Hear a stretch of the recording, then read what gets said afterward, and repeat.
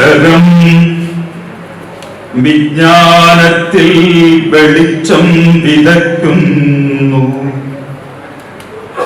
അക്ഷയപാത്രത്തിലെ സുഹൃതം വിളമ്പുന്നു. ബഹുമാന്യ സദസ്യരെ നമസ്കാരം. മലയാള സാഹിത്യത്തിനും മലയാള ചലച്ചിത്ര ഗാനശാഖയ്ക്കും തന്റേതായ സംഭാവനകൾ നൽകിയ പൂവച്ചൽ ഖാദർ സാർ അരങ്ങൊഴിഞ്ഞിട്ട് ഇന്ന് 2 വർഷം തികയും. സാഹിത്യ മേഖലയ്ക്ക് അദ്ദേഹം നൽകിയ മികച്ച സംഭാവനകൾക്ക് പുറമെ അനേകം പ്രിയപ്പെട്ടവരുടെ മനസ്സുകളിൽ അദ്ദേഹം അവശേഷിപ്പിച്ചു പോയ സ്നേഹ സൗഹൃദങ്ങളാണ് പൂവച്ചൽ ഖാദർ സാംസ്കാരിക സമിതിയുടെ പിറവിക്ക് നിമിത്തമായത്. ഈ പരിപാടിയിൽ ക്ഷണിച്ചപ്പോൾ ഞാൻ പറഞ്ഞ എന്ത് സൗകര്യമുണ്ടെങ്കിലും പൂവച്ചലിൻ്റെ വിസ്മൃതം ഞാൻ വരും. വിസ്മൃതമായി കൊണ്ടിരിക്കുന്ന ഒരു ജനുസിൽപ്പെട്ട ആളാണ്. എന്താണ് അങ്ങനെ പറയാൻ കാരണം? സിനിമയുടെ ജാലകളില്ലാതെ ഏതാണ്ട് 150-100ഓളം സിനിമകൾക്ക് പാട്ടെഴുതി. അത് വളരെ ഹിറ്റായിട്ടുള്ള പാട്ടുകൾ എഴുതി. മലയാള ചലച്ചിത്രത്തിനോടൊപ്പം ഏതാനും പതിറ്റാണ്ടുകളിൽ നടന്ന സൗമ്യ സാന്നിധ്യമായി നടന്ന അനന്യനാണ് ഒരു കാര്യത്തിൽ. അദ്ദേഹത്തിനെ പോലെ മറ്റൊരാളെ നമുക്ക് കാണാൻ സാധിക്കും. ചിലപ്പോഴൊക്കെ അഹങ്കാരം വരാൻ, അഹങ്കാരമുണ്ട് എന്നുള്ളത് കൊണ്ട് പ്രതിഭ ഉണ്ടായിക്കൊള്ളണമെന്നില്ല. പ്രതിഭയില്ലാത്തവർക്കും അഹങ്കാരം വരും. കൂടുതൽ അങ്ങനെയാണ്. അഹങ്കാരം 2 തരത്തിലും വരും. പ്രതിഭ ഉണ്ടെങ്കിലും വരും, ഇല്ലെങ്കിലും വരും. മലയാളികളായ നമ്മുടെ ഓരോരുത്തരുടെയും ഹൃദയത്തിന്റെ ഉള്ളറകളിൽ ഏറ്റവും അരുമയായിട്ട് നാം സൂക്ഷിക്കുന്ന വൈകാരികതകളെ വളരെ ലോലലോലമായ വിരലുകൾ കൊണ്ട് മൃദുവായി തൊട്ടുണർത്തുന്നത് പോലെ ലളിത കോമളമായിട്ടുള്ള പദാവലികളാൽ ഏറ്റവും മനോഹരമായി പ്രകൃതിയെയും പ്രണയത്തെയും നമുക്കേറെ ഇഷ്ടപ്പെട്ട വികാരങ്ങളെയും ഒക്കെ അങ്ങേയറ്റം പ്രോജ്വലിപ്പിക്കുന്ന വിധത്തിലുള്ള ഗാനങ്ങൾ എഴുതിയ പൂവച്ചൽ ഖാദറിനെ അനുസ്മരിക്കുന്ന ഈ വേളയിൽ അദ്ദേഹത്തിൻ്റെ ആ ഊഷ്മള സ്മരണയ്ക്ക് മുന്നിൽ ഞാൻ വിനീത നമസ്കാരങ്ങൾ അർപ്പിക്കുകയാണ്. എൻ്റെ കൗമാരകാലത്തെയും യൗവനകാലത്തെയും ഒക്കെ ഏറ്റവും ദീപ്തമാക്കിയ ഒരു സാന്നിധ്യമായിട്ട് അദ്ദേഹത്തെ അനുസ്മരിക്കാനാണ് ഈ സന്ദർഭത്തിൽ ഞാൻ ആഗ്രഹിക്കുന്നത്. ഏറ്റവും കൂടുതൽ പ്രാവശ്യം കേട്ടിട്ടുള്ള പാട്ട് ഏതാണ് എന്ന് ചോദിച്ചാൽ അനുരാഗിണി എന്നുള്ള പാട്ട് തന്നെയാണ്. അനുരാഗിണി ഇതായ വേണുനാഗവള്ളി അദ്ദേഹത്തിന് ഏറ്റവും അനുയോജ്യമായ നിലയിലുള്ള ആ പാട്ടാണ് എൻ്റെ ജീവിതത്തിൽ ഏറ്റവും കൂടുതൽ പ്രാവശ്യം കേട്ടിട്ടുള്ള പാട്ട്. പ്രണയിക്കുന്ന കാലത്ത് ആ വിലോലമായ ഭാവങ്ങൾക്ക് ഏറ്റവും ശക്തി പകരുന്ന നിലയിലാണ് ആ പാട്ടുകൾ കേൾക്കാൻ കഴിഞ്ഞിട്ടുള്ളത്. നാഥ നീ വരും കാലൊച്ച കേൾക്കുവാൻ, അല്ലേ?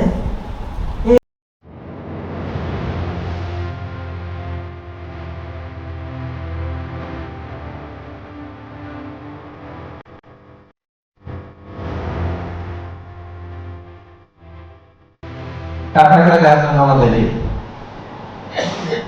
ഇപ്പോൾ അരുവിക്കര നിയോജകമണ്ഡലത്തിലെ നിയമസഭാ സാമാജികൻ എന്നുള്ള നിലയിൽ സാറിൻ്റെ ജന്മം കൊണ്ട് ധന്യമായ പ്രദേശത്ത് പ്രവർത്തിക്കാൻ അവസരം ലഭിച്ച ഒരു പൊതുപ്രവർത്തകൻ എന്നുള്ള നിലയിൽ ഞാൻ അഭിമാനം കൊള്ളുകയാണ്. അങ്ങനെ പറയാനുള്ള കാരണം, നമുക്കിടയിൽ ആരോരും ശ്രദ്ധിക്കാതെ ജീവിച്ച് മടങ്ങിയ ഒരു മകൻ വ്യക്തിത്വമായിരുന്നു പൂവച്ചൽ ഖാദർ സാർ. ജയകുമാർ സാർ സൂചിപ്പിച്ചതുപോലെ സാധാരണഗതിയിൽ പ്രതിഭകൾക്കുണ്ടാകുന്ന വിവരക്കേടോ അല്ലെങ്കിൽ അഹങ്കാരമോ അല്പം പോലും തൊട്ടു തീണ്ടാതെ ഒരു സാധാരണക്കാരനായ ഒരു പച്ചയായ മനുഷ്യനായി നമ്മുടെ ഇടയിൽ അദ്ദേഹത്തിന് ജീവിക്കാൻ വേണ്ടി കഴിയും. സിനിമാ ലോകത്തെ സംബന്ധിച്ചിടത്തോളം സാധാരണഗതിയിലുള്ള ഒരു പത്രാസുണ്ടല്ലോ, അതിൻ്റെ ഒന്നും ഒരല്പം പോലും ലഘുലേശം പോലും ബാധിക്കാത്ത ഒരു പ്രതിഭയായിരുന്നു പൂവച്ചൽ ഖാദർ സാർ എന്നുള്ള കാര്യം പ്രത്യേകമായി ഞാൻ നിങ്ങളോട് പരാമർശിക്കേണ്ടതുണ്ട് എന്ന് കരുതുന്നത്.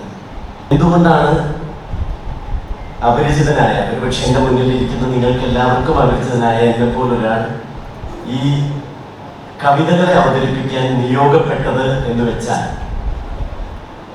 എൻ്റെ നാട് വെള്ളനാടാണ്.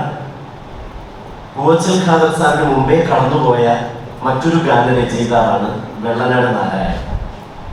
അദ്ദേഹത്തിന്റെ പേരിൽ എല്ലാ ഓഗസ്റ്റ് മാസത്തിലും വെള്ളനാട് നാരായണൻ പുരസ്കാരം ഏറ്റെടുത്തത് ഞാൻ പ്രവർത്തിച്ചു വരുന്ന കരുണാസായി എന്ന സ്ഥാപനമാണ്.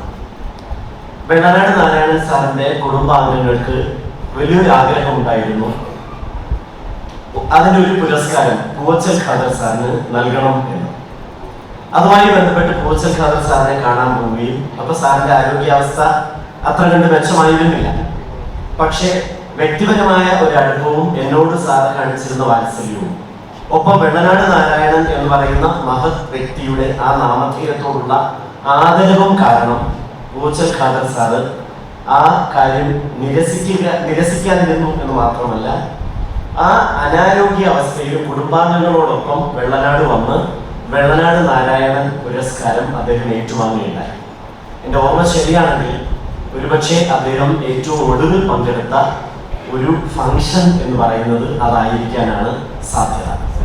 അന്ന് പൂവച്ചൽ ഖാദർ സാറിന്റെ പാട്ടുകളെ കുറിച്ച്, ആമുഖത്തിൽ ഗാനങ്ങളെ കുറിച്ച് കുറച്ച് കാര്യങ്ങൾ ഞാൻ അവിടെ പറഞ്ഞത് ഖാദർ സാറിന്റെ കുടുംബാംഗങ്ങൾ ശ്രദ്ധിച്ചു എന്ന ഒറ്റ കാരണം കൊണ്ടാണ് നിങ്ങൾക്ക് എല്ലാവർക്കും അപരിചിതനായ ഞാൻ അദ്ദേഹത്തിന്റെ കവിതകളെ അവതരിപ്പിക്കുവാനുള്ള ഒരു ഭാഗ്യമോ അവസരമോ നിയോഗമോ എനിക്കുണ്ടാകുന്നത് എന്ന് ഞാൻ ആദ്യമേ പറയട്ടെ. മലയിടിച്ചു നിൽക്കുന്നവനും മലമുറിച്ചു കടത്തുന്നവനും മണലൂറ്റുന്നവനും പാടം നിരത്തുന്നവനും പാറ കോളിക്കുന്നവനും പുഴയെ ആവാഹിക്കുന്നവനും അവരുടെ ഒത്താശക്കാരും പിന്നാണന്മാരും ഒത്തുചേരുന്നു മഴയ്ക്കു വേണ്ടി പ്രാർത്ഥിക്കാൻ. ഏറ്റവും പ്രധാനമായിട്ട് കവിയും ഗാനരചയിതാവും ഒക്കെ ആയിരുന്നപ്പോൾ ഏറ്റവും സൗമ്യനായ, ഏറ്റവും ലളിതപൂർണമായ ജീവിതത്തിൻ്റെ ഉടമസ്ഥൻ കൂടിയായിരുന്നു പൂവച്ചൽ. അദ്ദേഹം എഴുതിയിട്ടുള്ള കവിതകളെ കുറിച്ചും ഗാനങ്ങളെ കുറിച്ചുള്ള വിലയിരുത്തൽ നടന്നു. എനിക്ക് തന്നെ സ്വന്തം അനുഭവമുണ്ട്. ഞാൻ ആ പാട്ടിലേക്ക് പോകുന്നില്ല. 23 വർഷം മുമ്പ്, ഇന്നേക്ക് 23 വർഷം മുമ്പ്, 2000 അദ്ദേഹം എനിക്ക് വേണ്ടി ഒരു പാട്ട് എഴുതുകയും അത് പൊതുജന സമക്ഷത്തിലേക്ക് കൊണ്ടുവരികയും ചെയ്തു. സന്ദർഭമെന്ന് ഞാൻ പറയുന്നു. അത് അന്നത്തെ സാഹചര്യത്തിൽ നാട്ടിലെ വലിയൊരു ഭാഗം ജനങ്ങളുടെ ഹൃദയം കവർന്ന ഒരു പാട്ടായി. അന്ന് വരെ ഉണ്ടായിരുന്ന സാമൂഹ്യ സാഹചര്യങ്ങളിൽ മാറ്റത്തിന് വിധേയമാവുന്ന, മനുഷ്യനെ പ്രേരിപ്പിക്കുന്ന ഒരു പാട്ടായി.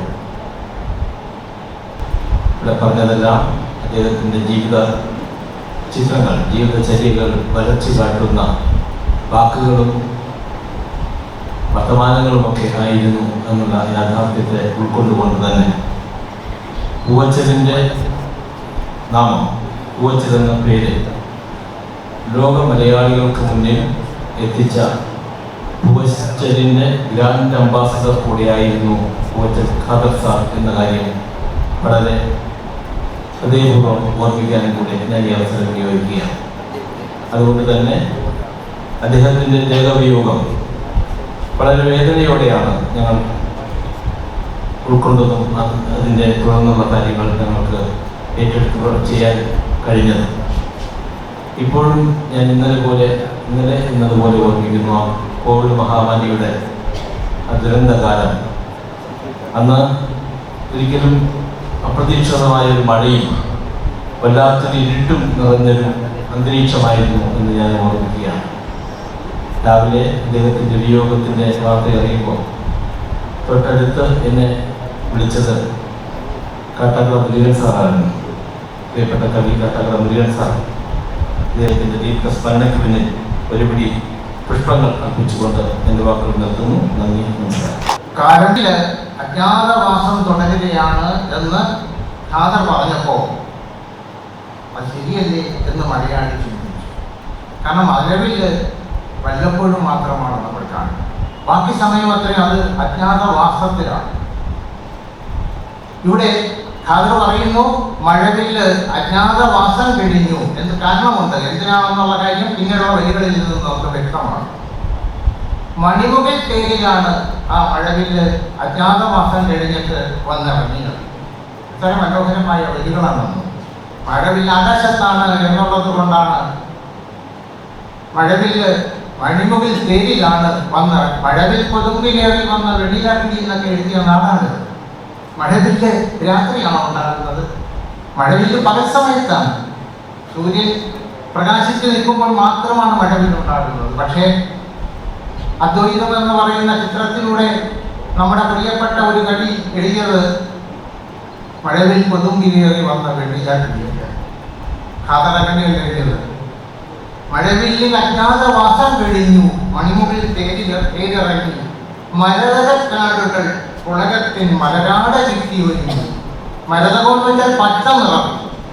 പച്ചക്കാടുകൾ മലരാകുന്ന പൂവാകുന്ന അല്ലെങ്കിൽ പുളകത്തിൻ്റെ മലരാടയൊഴുകി, മലരാകുന്ന വസ്ത്രം ചുറ്റി.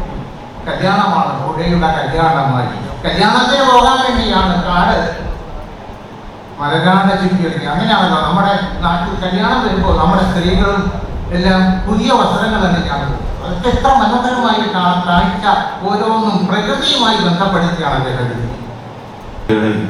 മറ്റു വിശദാംശങ്ങളിലേക്കൊന്നും കിടക്കാതെ തന്നെ തിരുമല പ്രദേശത്തെ ഒരു ജനപ്രതിനിധി എന്ന നിലയിൽ വളരെ അഭിമാനത്തോടു കൂടിയാണ് ഞാൻ ഈ മുഹൂർത്തത്തെ കാണുന്നത്.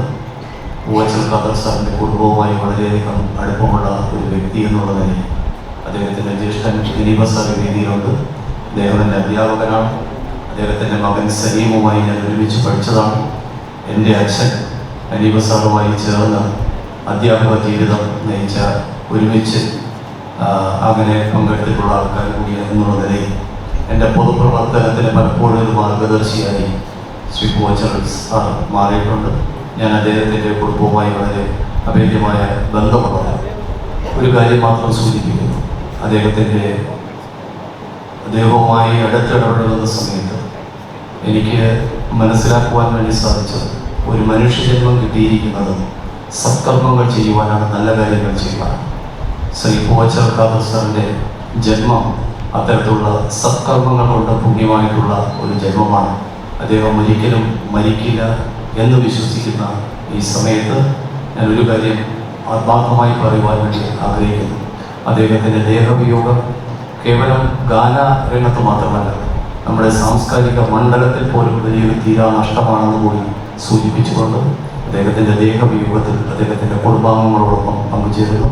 എല്ലാവർക്കും എൻ്റെ വിനീതമായ നമസ്കാരം. ഈ വൈകിയ വേളയിൽ വളരെ ദീർഘമായ ഒരു സംസാരത്തിൻ്റെ ആവശ്യമുണ്ടെന്ന് തോന്നുന്നില്ല. എല്ലാവരും അക്ഷമരായിരിക്കുകയാണ്. എങ്കിലും ശ്രീ പൂവച്ചൽ ഖാദർ സാറുമായി എനിക്ക് കുറച്ച് കാലം അടുത്ത് ബന്ധം സ്ഥാപിക്കാൻ എനിക്ക് കഴിഞ്ഞിട്ടുണ്ട്. അതിന് കാരണം നമ്മുടെ ഈ വേദിയിലിരിക്കുന്ന സാറിൻ്റെ ജ്യേഷ്ഠൻ ശ്രീ ഹനീഫ സാർ അവരുകളാണ്. ഞാൻ പൂവച്ചൽ ഖാദർ സാറിനെ ഓർക്കുമ്പോൾ സാറ് ഒരു എളിമയുള്ള ഒരു മനുഷ്യനായിരുന്നു. സാർ ഞാൻ തിരുമല നിവാസിയാണ്. സാറ് പൂവച്ചൽ ഖാദർ സാറ് ജന്മം കൊണ്ട് പൂവച്ചൽ കാരനാണെങ്കിൽ പോലും കർമ്മം കൊണ്ട് സാർ തിരുമല നിവാസികളുടെ ഒരു ഒരു ഒരു പ്രമുഖ വ്യക്തിയായിരുന്നു. കാരണം സാറ് ദീർഘകാലം തിരുമലയിലാണ് താമസിച്ചു വരുന്നത്. സാറിൻ്റെ പല കവിതകൾക്കും തിരുമലയിലുള്ള ഒരു മണം ഉണ്ട് എന്നാണ് ഞാൻ മനസ്സിലാക്കുന്നത്. സാറ് മലയാളത്തിൻ്റെ മണ്ണ് എന്ന് പറയുന്നത് കലാകാരന്മാരെ വളർത്തുന്ന ഒരു മണ്ണാണ്. അവിടെ ചെന്ന് പരിചയപ്പെട്ടത് ഡാനിയൽ സ്കൂളിനെയാണ്. അത് എൻ്റെ ചേട്ടൻ്റെ ഏറ്റവും അടുത്ത സുഹൃത്തായ കൃഷ്ണനായാലും ഇദ്ദേഹം കൂടെ വൈകുന്നേരം നടന്നു പോകുമ്പോൾ ചന്ദ്രിക വീക്കിലിയുടെ ആഫീസ് വഴി പോവുകയായിരുന്നു. അപ്പോൾ ഇവിടെ ഒന്ന് കയറാമെന്ന് പറഞ്ഞു. കയറി അവിടെ തന്നെ പരിചയപ്പെടുന്നത് ഷാനീസ് കുന്നൂരിനെയാണ്. ആ വലിയ പരിചയത്തിലേക്കാണ് അദ്ദേഹം ഒരുപാട് അവസരങ്ങൾ ഇദ്ദേഹത്തിന് ഉണ്ടാക്കിക്കൊണ്ടു. അതിൽ പ്രധാനമായുള്ളത് ശ്രീ വയലാർ രാമവർമ്മയുടെ ഗാനങ്ങളെ പറ്റിയും പി ഭാസ്കര മാസ്റ്ററുടെ ഗാനങ്ങളെ പറ്റിയും 3 ലക്കങ്ങൾ കൊണ്ട് അവസാനിച്ച ഒരു ലേഖന പരമ്പര ഈ ചന്ദ്രിക ലീഗിയിൽ അക്കാലത്ത് വന്നു. അത് പുറത്ത് വന്നതോടുകൂടി ഈ സാഹിത്യ ലോകവും സിനിമാ ലോകവും ഇദ്ദേഹം ആരാണ് ശ്രദ്ധിക്കാൻ തുടങ്ങി. അങ്ങനെയാണ് പിന്നെ അവിടെ തന്നെ പടം വരയ്ക്കുന്ന ആളായിരുന്നു ഐ.വി. ശശി. അദ്ദേഹം വഴി കവിത എന്ന ചിത്രത്തിന് വേണ്ടി ഗാനമല്ല കവിത എഴുതിയത്. പിന്നെയും മാറ്റീകങ്ങൾ ഉയർന്നു നൂറ്റാണ്ടിൻ്റെ ഇന്നരപ്രകാശത്തിൽ മാനിഷാദകൾ കൊണ്ടു എന്നുള്ള ആ കവിത പാടാൻ വന്നത് എൻ്റെ ജ്യേഷ്ഠന് ഏറ്റവും വലിയ ആഗ്രഹം എന്ന് പറഞ്ഞത് സിനിമയ്ക്ക് പാട്ടെടുക്കണം. പക്ഷെ ഒരു പാട്ടെങ്കിലും യേശുദാസ് പാടണം, അതായിരുന്നു ആഗ്രഹം. ആദ്യമായി പാടാൻ വന്നത് യേശുദാസ് തന്നെയാണ്. അദ്ദേഹം ഈ കവിത വായിച്ച് ചോദിച്ചത് ആരാണ് എഴുതിയത്. അപ്പോൾ പറഞ്ഞത് യുവകവിയാണ്, പൂവച്ചൽ ഖാദറാണ് എന്ന് പറഞ്ഞാൽ അദ്ദേഹം വേറെ ലളിതഗാനങ്ങളൊക്കെ എഴുതിയിട്ടുണ്ടല്ലോ, എന്നാൽ പിന്നെ ഇതിൻ്റെ പാട്ടുകളുണ്ടല്ലോ അതും കൂടെ അദ്ദേഹത്തിന് എഴുതിക്കാൻ എന്ത് എന്ന് ഇതിൻ്റെ സംഘാടകരോട് ചോദിച്ചു. പറഞ്ഞ് പാട്ട് നേരത്തെ തന്നെ ഭാസ്കരനാണ് എഴുതിയത്. എന്തായാലും ഈ കവിത നല്ല ഒരു കവിതയാണ്. ആ യേശുദാസിന്റെ വാക്കുകൾ ഒരു 100 അവാർഡ് കിട്ടുന്ന മാതിരിയാണ് എൻ്റെ ജ്യേഷ്ഠൻ കണ്ടിരുന്നത്. അങ്ങനെ പിൻപറ്റിയിരുന്ന ഉയർന്ന മൂല്യബോധത്തെ ഭാവി തലമുറയ്ക്ക് പരിചയപ്പെടുത്തുകയും ആ വെളിച്ചത്തെ തലമുറയിലൂടെയുള്ള സഞ്ചാരത്തിലേക്ക് വഴിതെളിച്ചു കൊടുക്കുകയും ചെയ്യുക എന്നതാണ് പൂവച്ചൽ സാറിന്റെ സ്മരണയ്ക്ക് മുമ്പിൽ അർപ്പിക്കാവുന്ന ഏറ്റവും വലിയ ആദരവെന്ന് സമിതി കരുതുന്നു. 4 കാര്യങ്ങളിൽ പ്രസിദ്ധീകരിച്ചിട്ടുള്ളതും കൂടാതെ അപ്രകാശിതവുമായ പൂവച്ചൽ സാറിന്റെ കവിതകൾ സമാഹാരം പുറത്തിറക്കാനുള്ള ശ്രമം പൂവച്ചൽ സാറിന്റെ ഗുരുവിനും പ്രശസ്ത കവിയുമായ ശ്രീകുമാരൻ സത്യ സാറിന്റെ പ്രേരണയായി കവി ജീവിച്ചിരിക്കുമ്പോൾ ആരംഭിച്ചതാണ്. അദ്ദേഹത്തിന്റെ മരണശേഷം കുടുംബാംഗങ്ങൾ ആ ഉദ്യമം ഏറ്റെടുത്ത് പൂർത്തിയാക്കുകയുണ്ടായി.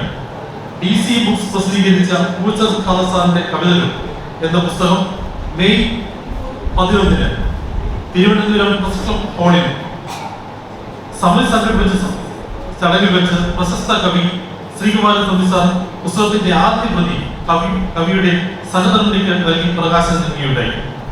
എന്ന ഈ വർഷത്തെ പൂവച്ചൽ ഖാദർ അനുസ്മരണ പരിപാടിയുടെ അവസാന ഘട്ടത്തിലേക്ക് ഗാനാഞ്ജലിയോടുകൂടി നമ്മൾ കടക്കുകയാണ്. 2 വർഷങ്ങൾക്ക് മുമ്പ് ലോകം കോവിഡ് എന്ന മഹാമാരിക്ക് മുന്നിൽ ഭയന്ന് വിറച്ചു നിൽക്കുമ്പോൾ ഞങ്ങൾക്കും അതിനു മുന്നിൽ മുട്ടുകൂട്ടേണ്ടി വന്നു. പൂവച്ചൽ ഖാദർ എന്ന വ്യക്തി കവിയും ഗാനരചയിതാവും എൻ്റെ പത്രപിതാവുമാണ്, ഭാര്യപിതാവുമാണ്. സർവോപരി അദ്ദേഹം എനിക്ക് ഒരു നല്ല സുഹൃത്തു കൂടിയാണ്. പലപ്പോഴായി നമ്മൾ വ്യക്തിപരമായി നമ്മൾ 2 മുഖങ്ങൾ സൂക്ഷിക്കുന്ന ആളുകളാണ്. ഈ 2 മുഖങ്ങൾ എന്ന് പറഞ്ഞു കഴിഞ്ഞാൽ നമുക്ക് വീട്ടിനകത്തെ വന്യതയും വീട്ടിന് പുറത്തെ മാന്യതയുമാണ്. പക്ഷെ അദ്ദേഹം എന്നുള്ള വ്യക്തി 2 സ്ഥലത്തും വളരെ മാന്യവും സൗമ്യനുമായ രീതിയിൽ ജീവിതം നയിച്ചിരുന്ന ഒരു വ്യക്തിയാണ് അദ്ദേഹം.